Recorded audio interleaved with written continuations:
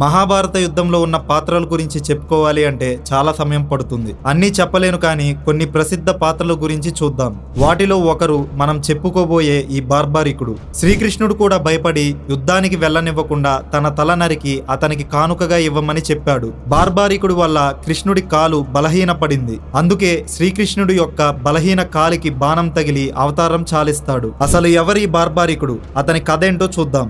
బార్బారికుడు ఘటోత్కచుడి కుమారుడు. అతని తల్లి పేరు మౌర్వి.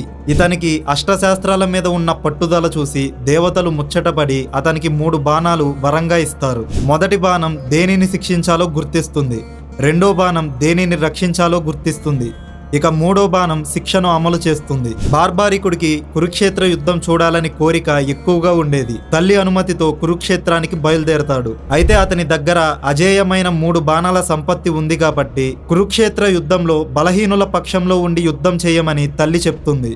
బార్బారికుడు లాంటి యోధుడు యుద్ధరంగాన నిలిస్తే ఫలితాలు తారుమారవుతాయని గ్రహిస్తాడు శ్రీకృష్ణుడు. అందుకే బార్బారికుడిని ఆపేందుకు ఒక బ్రాహ్మణుని రూపంలో అతనికి ఎదురుపడతాడు. 3 బాణాలు తీసుకొని ఏ యుద్ధానికి బయలుదేరుతున్నావు అంటూ బార్బారికుడిని ఎగతాళిగా అడుగుతాడు శ్రీకృష్ణుడు. యుద్ధాన్ని నిమిషంలో ముగించడానికి ఈ 3 బాణాలే చాలు. నా మొదటి బాణం దేన్ని శిక్షించాలో గుర్తిస్తుంది, రెండోది దేన్ని రక్షించాలో గుర్తిస్తుంది, ఇక 3వది శిక్షను అమలు చేస్తుంది అని బదులిస్తాడు బార్బారికుడు. నీ మాటలు నమ్మబుద్ధిగా లేవు. నువ్వు చెప్పేది నిజమైతే ఈ చెట్టు మీద ఉన్న రవి ఆకుల మీద నీ తొలి బాణాన్ని ప్రయోగించు అంటూ బార్బారికుడిని రెచ్చగొడతాడు శ్రీకృష్ణుడు. శ్రీకృష్ణుని మాటలకు చిరునవ్వుతో ఆ రవి చెట్టు మీద ఉన్న ఆకులన్నిటిని గుర్తించేందుకు తన తొలి బాణాన్ని విడిచిపెడతాడు బార్బారికుడు. ఆ బాణం చెట్టు మీద ఉన్న ఆకులన్నిటి మీద తన గుర్తును వేసి శ్రీకృష్ణుని కాలి చుట్టూ తిరగడం మొదలు పెడుతుంది. అయ్యా, మీ కాలి కింద ఒక ఆకు ఉండిపోయినట్టు ఉంది, దయచేసి మీ పాదాన్ని పక్కకు తీయండి అంటాడు బార్బారికుడు. శ్రీకృష్ణుడు తన పాదాన్ని పక్కకు జరపగానే అక్కడ ఒక ఆకు ఉండటాన్ని గమనిస్తారు.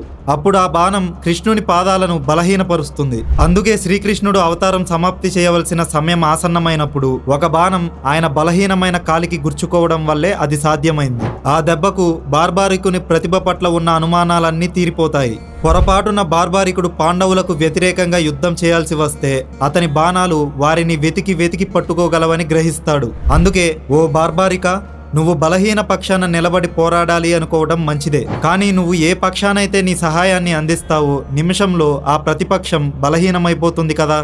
అలా నువ్వు పాండవులు కౌరవులు పక్షాన మార్చి యుద్ధం చేస్తుంటే ఇక యుద్ధంలో నువ్వు తప్ప ఎవ్వరూ మిగలరు అని విశదపరుస్తాడు. శ్రీకృష్ణుని మాటలకు బార్బారికుడు చిరునవ్వుతో ఇంతకీ నీకేం కావాలో కోరుకో అని అంటాడు. దానికి శ్రీకృష్ణుడు మహాభారత యుద్ధానికి ముందు ఒక వీరుడి తల బలి కావాల్సి ఉందని, నీకంటే వీరుడు మరెవ్వరూ లేరు కనుక నీ తలనే బలిగా ఇవ్వమని కోరుతాడు. ఆ మాటలు చెప్పినవాడు సాక్షాత్తు శ్రీకృష్ణుడే అని అర్థమవుతుంది బార్బారికుడికి. మరో మాట మాట్లాడకుండా తన తలని బలిచ్చేందుకు సిద్ధపడతాడు. కానీ కురుక్షేత్ర సంగ్రామాన్ని చూడాలని తనకు ఎంతో ఆశగా ఉంది. దయచేసి ఆ సంగ్రామాన్ని చూసే భాగ్యాన్ని తన శిరస్సుకు కలిగించమని కోరతాడు. అలా బార్బారికుని తల కురుక్షేత్ర సంగ్రామానికి సాక్ష్యంగా మిగిలిపోతుంది. ఇలా ఒక గొప్ప అస్త్రవీరుడు యుద్ధం చేయకుండానే అంతమైపోయాడు. బార్బారికుడు దక్షిణ భారతదేశం వైపు కాటుశ్యాముగా పూజలు అందుకుంటున్నాడు. ఈ కథ విన్నాక మీ ఒపీనియన్ ఏంటో కామెంట్లో తెలియజేయండి.